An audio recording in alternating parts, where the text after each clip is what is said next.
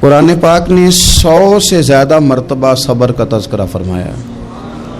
اتنی بڑی بات کو سمجھیے گا کہ 100 سے زیادہ مرتبہ قرآن پاک نے تذکرہ کیا ہے صبر کا، اور مختلف انداز میں۔ کہیں فرمایا کہ وبشر الصابرین، اے محبوب صبر کرنے والوں کو خوشخبری سنا دیجیے۔ کہیں فرمایا ان اللہ مع الصابرین، بے شک اللہ صبر کرنے والوں کے ساتھ۔ تو مختلف انداز میں مختلف طریقوں سے اللہ تعالیٰ نے صبر کا تذکرہ فرمایا۔ سوسائٹی کے اندر، معاشرے کے اندر اور مسلمانوں کے اخلاقی رویوں کے اندر اگر صبر کو داخل کر لیا جائے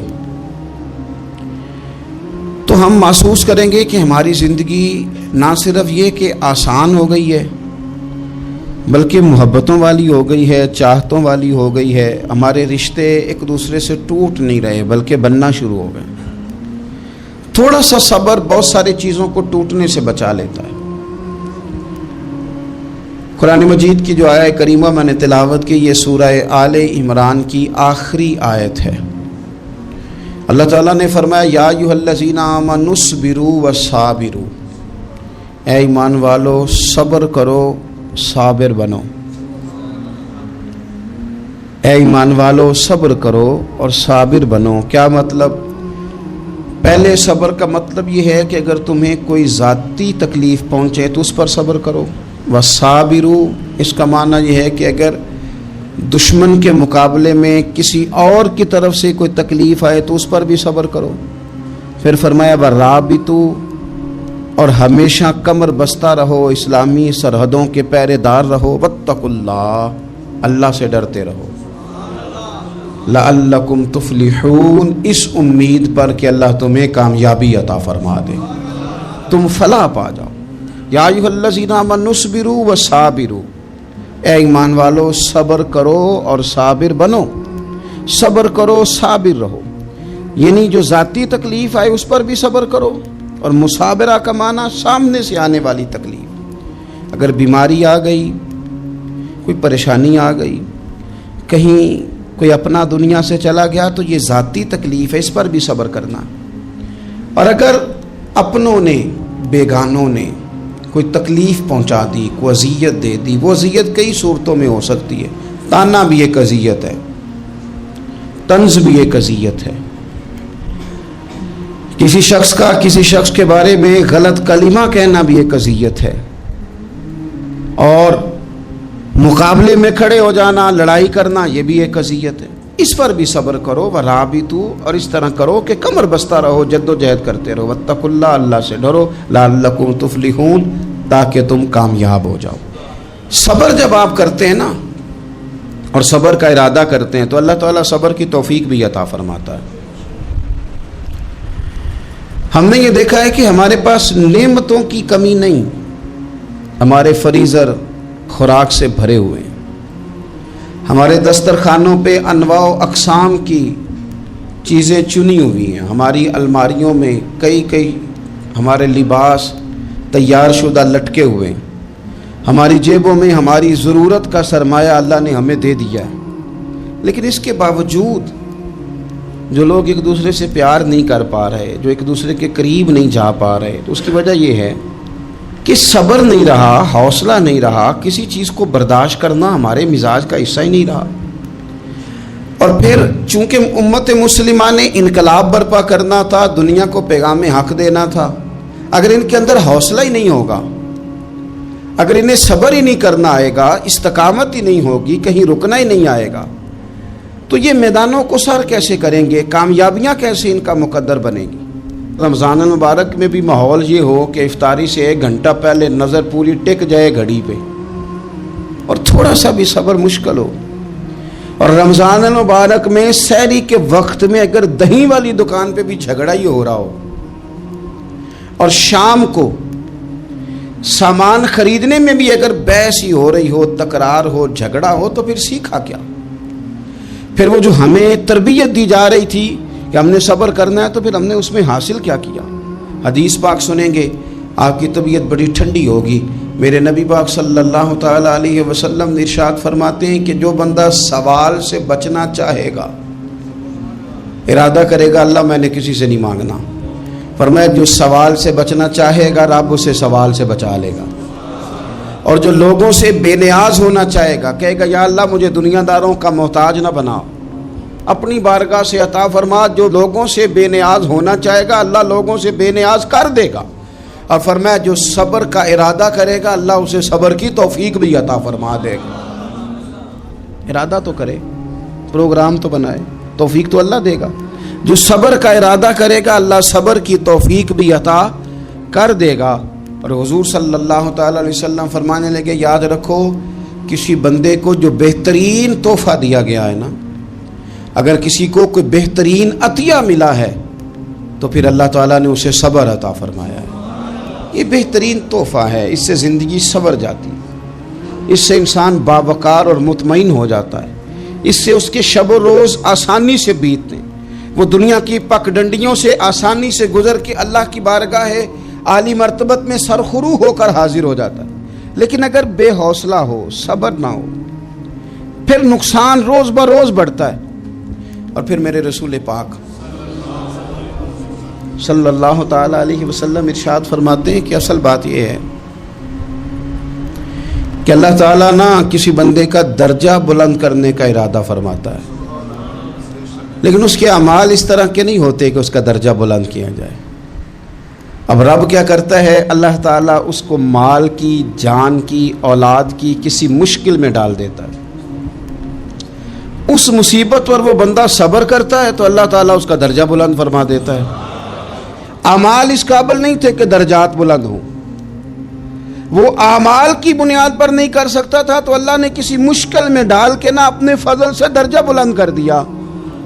اب جو راہ طریقت کا مسافر تھا، جو سلوک کی منازل طے کر رہا تھا، جو اللہ رسول کے قریب جانے چاہ رہا تھا، اس کے لیے کتنی آسانی ہو گئی کہ مجاہدہ تو زیادہ نہ کر سکا، کثرت سے نفلی صوم و صلات کا بندوبست تو نہ کر سکا، تھوڑا سا صبر کیا، رب نے اپنا اور اپنے محبوب کا قرب عطا فرما دیا. تو یہ تو آپ صبر کرنے کے لیے جب نکلے ہیں تو آپ نے تو رب رسول کو پا لیا. یہ صبر تو وہ والا سفر ہے جس کی جو منزل ہے وہ اللہ رسول کا قرب ہے. تو ہم لوگ تھوڑی تھوڑی باتوں میں حوصلہ ہار جاتے ہیں، صبر چھوڑ جاتے ہیں، پریشانی بڑھ جاتی ہے. پتہ نہیں ایسے محسوس ہوتا ہے کہ جیسے یہی بندہ دنیا کا سب سے دکھی بندہ ہے.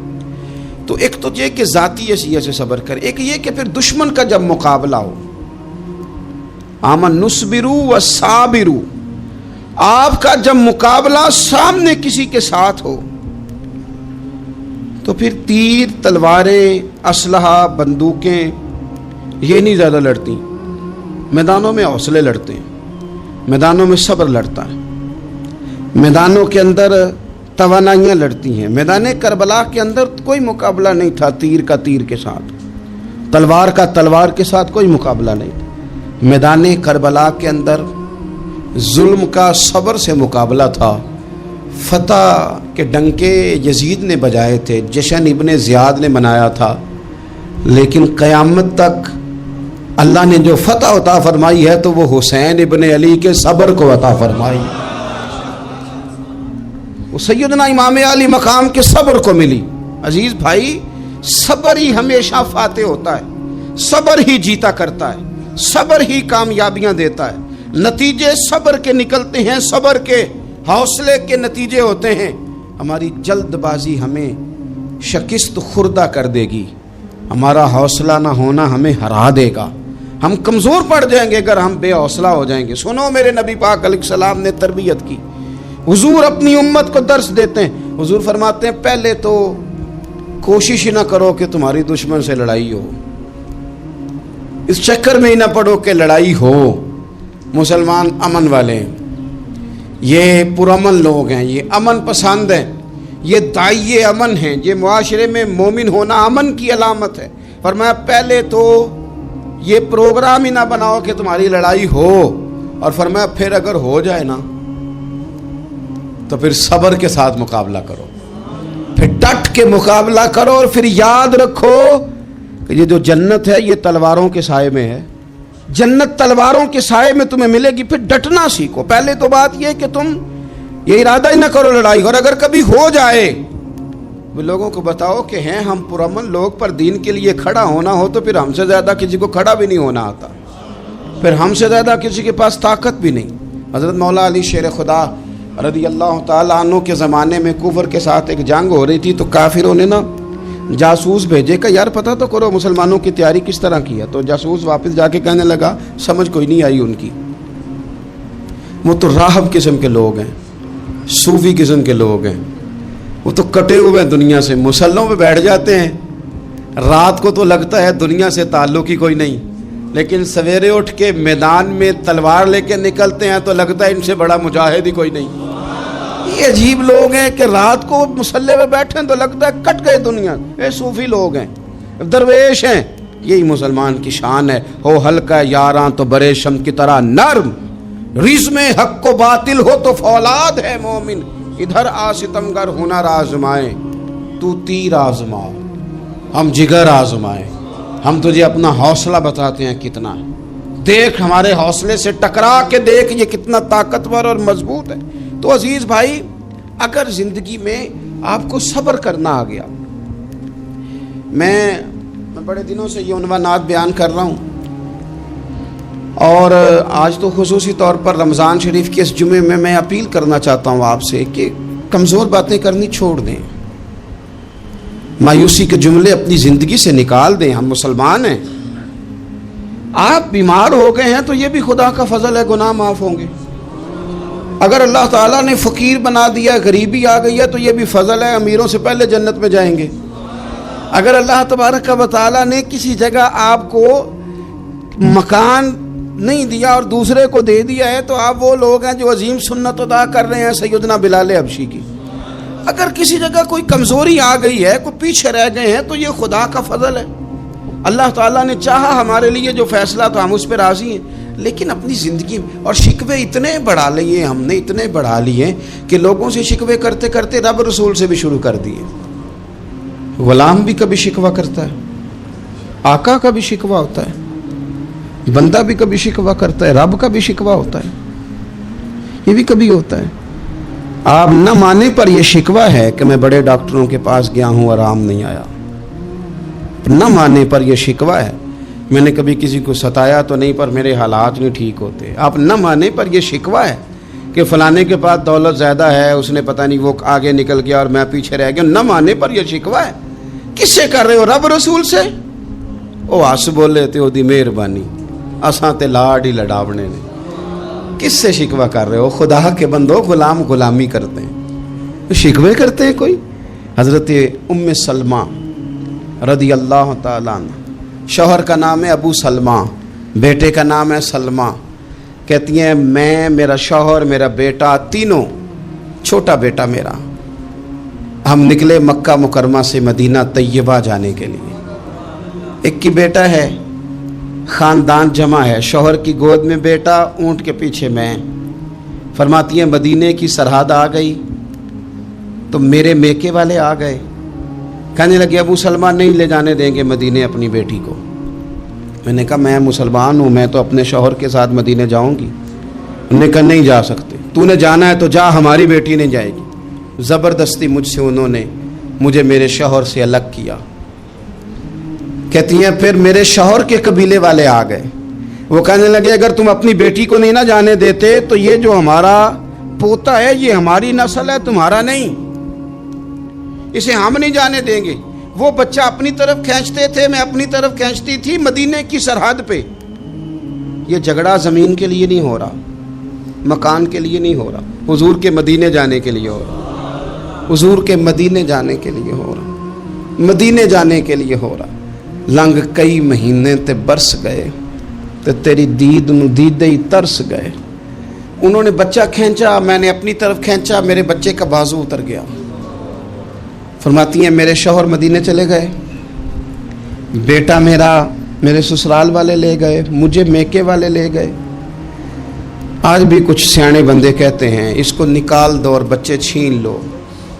ان کا بھی خیال تھا کہ بیٹا لے جائیں گے نا تو ابو سلمہ بھی مدینے سے واپس آ جائے گا، یہ بھی واپس آ جائے گی۔ او یار، اتنا بڑا بھی ظالم کوئی نہیں ہوگا جو ماں باپ سے بچے جدا کرے۔ فرماتی ہیں کہ وہ لے گئے چھین کے، میں میکے چلی گئی، لوگ روٹی کھاتے تھے، میرے حلق سے نہیں گزرتی تھی۔ زمانہ سویا کرتا تھا، میں سو نہیں پاتی تھی۔ بیٹا کہاں، شوہر کہاں، میں کہاں۔ ام سلمہ کتنی دیر تکلیف کاٹی؟ جناب ام سلمہ کہنے لگی لوگوں 1-2 دن نہیں، پورا سال بیت گیا، پورا سال، پر جے سونا ہی میرے دکھ وچ راض، جے سونا ہی مارو مارو مینو مار مکاؤ، میں کوئی عذر نہ پیش لے آواں، او جے سونا ہی میرے دکھ وچ راضی، پھر سکھ نو چلے ڈاواں۔ فرمایا سال بیت گیا، لوگ صبح اٹھ کے کام کاج پہ لگ جاتے، کپڑے بدلتے، ڈیوٹیاں کرتے، اور میں سویرے اٹھ کے اس جگہ آ جاتی جہاں میرا شوہر اور میرا بیٹا بچھڑا تھا۔ میں سارا دن روتی، آہوزاری کرتی، حضور کے مدینے کی طرف منہ کر کے میں تڑپتی۔ سال بیت گیا، سال، ایک ہفتہ نہیں نکلتا بچوں کے بغیر۔ بڑے بڑے سیانے لوگ پردیس جاتے ہیں تو بچوں کی فوٹو دیکھ دیکھ کے روتے ہیں، لیکن کہتی ہیں ماں تھی، بیٹا بچھڑا اور پھر بیٹا بیمار ہو اور ماں سے جدا ہو، کتنی تکلیف کا منظر ہے۔ آپ فرماتی ہیں کہ 1 سال بیت گیا اور میں نے کسی کی منت نہیں کی، میں نے کوئی شکوہ نہیں کیا، اس لیے کہ جس حال میں رب و رسول رکھیں۔ یہ حوصلہ، یہ صبر، یہ توانائی 1 سال کے بعد میرے چچا کا بیٹا میرے پاس سے گزرا، تڑپتے دیکھ کر کہنے لگا میری بہن تو سارا دن روتی رہتی ہے۔ تو میں نے کہا بھائی تمہیں کیا بتاؤں، اس کا شوہر چلا جائے، بیٹا جدا ہو جائے، وہ کیا کرے گی؟ فرماتے اس نے جا کے میرے باپ سے، اپنے والد سے، میرے خاندان والوں سے کہا اس کی سزا کب ختم ہوگی؟ اس غریبنی کا قصور یہ ہے کہ یہ مدینے والے کا کلمہ پڑھتی ہے، اس کی غلطی یہ ہے کہ یہ مسلمان ہو گئی ہے، دین حق قبول کر لیا ہے، کیوں نہیں تم خیال کرتے؟ کہتے ان کے دل نرم ہوئے، وہ رضامند ہوئے مجھے مدینے جانے پہ۔ پھر اس نے کوشش کی میرے سسرال پیغام بھیجے، کب بس کرو، اور بچہ تو چڑیا کا جدا ہو جائے تو وہ تڑپا کرتی ہے، اور تم نے ایک جیتی جاگتی ماں کا بیٹا جدا کیا ہے۔ وہ بھی نرم ہوئے، رب نے اسباب بنائے، میرا بیٹا مجھے ملا۔ کہنے لگے تو رہ جا، میں نے کہا نہیں، تم مسلمان نہیں ہو، تمہیں پتہ نہیں نا، میں یہاں نہیں رہ سکتی، مجھے مدینے ہی جانا ہے۔ اکیلی اتنا سفر، جنگلوں کا رستہ، پہاڑی رستہ طے کر لو گی؟ میں نے کہا میں کر لوں گی۔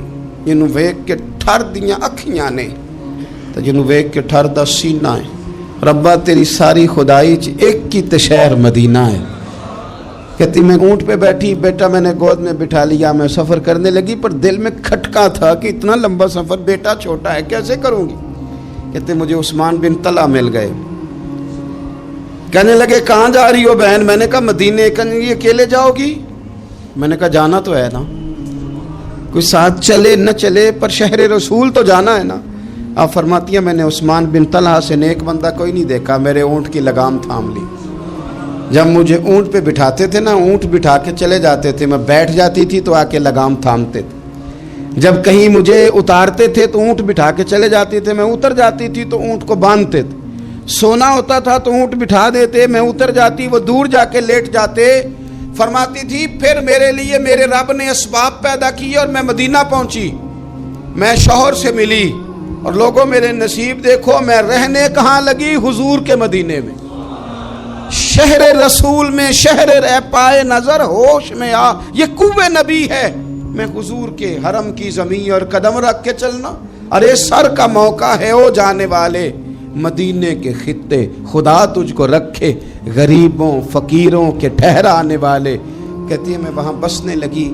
آپ فرماتی ہیں مسلمانوں شاید مجھ سے زیادہ تکلیف کسی نے نہ سہی ہو، پر دیکھو 1 سال پورا میں تکلیف میں رہی، اور جب میرا صبر سال کو پہنچا، صبر کی عمر 1 سال ہوئی، تو پھر رب نے بندوبست کیا، پھر میرے گھر والے بھی نرم ہو گئے، سسرال والے بھی نرم ہو گئے، رب نے میرے آنے جانے کے لیے ایک بندے کا بندوبست بھی فرما دیا، پھر میرا شوہر تک بھی میں پہنچ گئی، مجھے مدینہ الرسول بھی نصیب ہوا۔ 1 سال میں نے صبر کیا تھا، رب نے مجھے مستقل مدینے کا ٹھکانہ عطا فرما دیا۔ لیکن جو بندہ صبر ہی نہ کر پائے، جو صبر ہی نہ، جو کہ جی بڑی دور سے آیا ہوں، بڑی دیر ہو گئی، بڑا ٹائم ہو گیا، کب جا کے مسئلہ حل ہوگا؟ وہ جو آپ نے بتایا تھا وہ تعویذ کب اثر کرے گا، وہ دعا کب قبول ہوگی، وہ فلانا معاملہ کب، بھئی یہ ڈیٹ تو آپ کو رب رسول ہی دے سکتے ہیں. بندہ تو کوئی اطلاع ہی دے گا، پیغام ہی دے گا، دعا ہی کرے گا. اگر زندگی میں حوصلہ ہی نہیں ہوگا، اگر آپ کو یہ قرار ہی نہیں آئے گا، ٹھہرنا ہی نہیں آئے گا کسی میدان میں. دیکھیں کچھ ایسی اذیتیں ہوتی ہیں جو اذیت ناک ہوتی ہیں، لیکن اگر غلامی میں آ جائے نا آپ تو وہ اذیت ناک نہیں ہوتی. اس چبھن میں مزہ آنے لگتا ہے.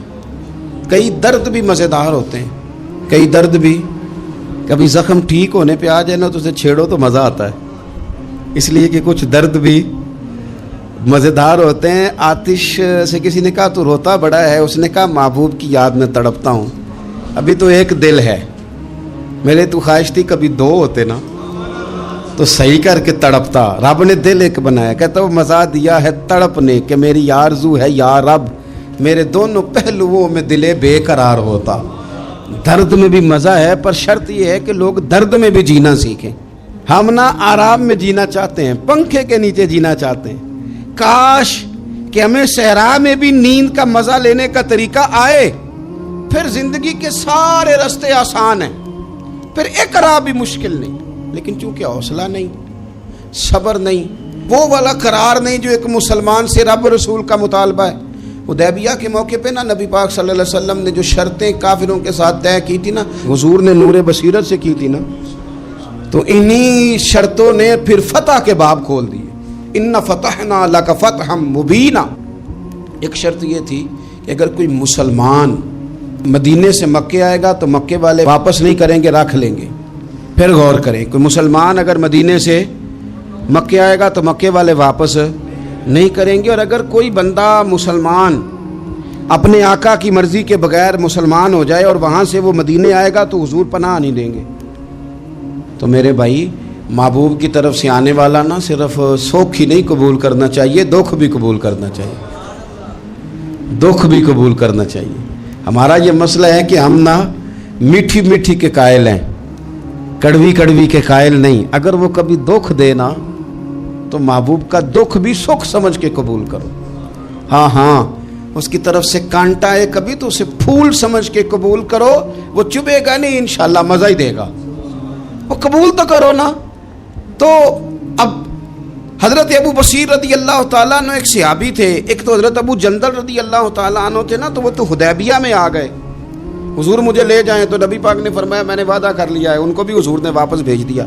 اور یہ بیچارے نا اپنے آقا کی جیل توڑ کے مکے سے بھاگ کے مدینے آئے. یا رسول اللہ مجھے قبول کر لے، میں بھاگ آیا ہوں، وہ بڑا ظلم کرتے ہیں، مارتے ہیں، تکلیف دیتے ہیں. وہ آئے تو ادھر سے نا اس کے مالک نے ایک دو بندے بھی بھیج دیے رکا دے کے کہ یا رسول اللہ آپ کا تو وعدہ تھا کہ آپ بندہ رکھیں گے نہیں. یہ آئے اور رکا بھی آ گیا. اب ذرا منظر کو سمجھیں. ہمارا تو یہ مسئلہ ہے کہ کہتے ہیں کہ میری 99 باتیں مانی ہیں، ایک نہیں مانی، لہذا میرا تعلق ہی کوئی نہیں. لیکن یہاں کیا کیفیت ہے؟ بندہ رو رہا ہے، تڑپ رہا ہے، حضور میں مار سے بچتا ہوا آیا ہوں، جیل توڑ کے آیا ہوں، مجھے قبول کر لیں. ادھر رکا آ گیا کہ آپ کا وعدہ تھا رکھیں گے نہیں. اب یہ کتنا مشکل مسئلہ ہے. لیکن رسول پاک علیہ الصلاۃ والسلام نے فرمایا ابو بصیر میں نے وعدہ کیا یار تجھے واپس جانا پڑے گا. اوئے ہوئے ہوئے. لوگ تو کہتے ہیں نا کہ وہ پیر صاحب نے کہا تھا تو میرا کام نہیں ہوا لہذا میری بیعت ہی گئی، چھٹی ہو گئی. ماحول ہی بڑا عجیب ہے. حضور نے فرمایا واپس جا، لیکن جے کر یار دے نام دا ملے مینا. پھر انہوں چولی پا لئیے مینے نو پنجے سٹیے نہ. جے کر یار دے نام دا، سامنے والے نے تانا سمجھ کے دیا تھا پر یار کے نام کا تھا نا. اس نے کہا لا صحیح، سونے کے نام کا ہے نا. تانا ہوا تو کیا ہوا.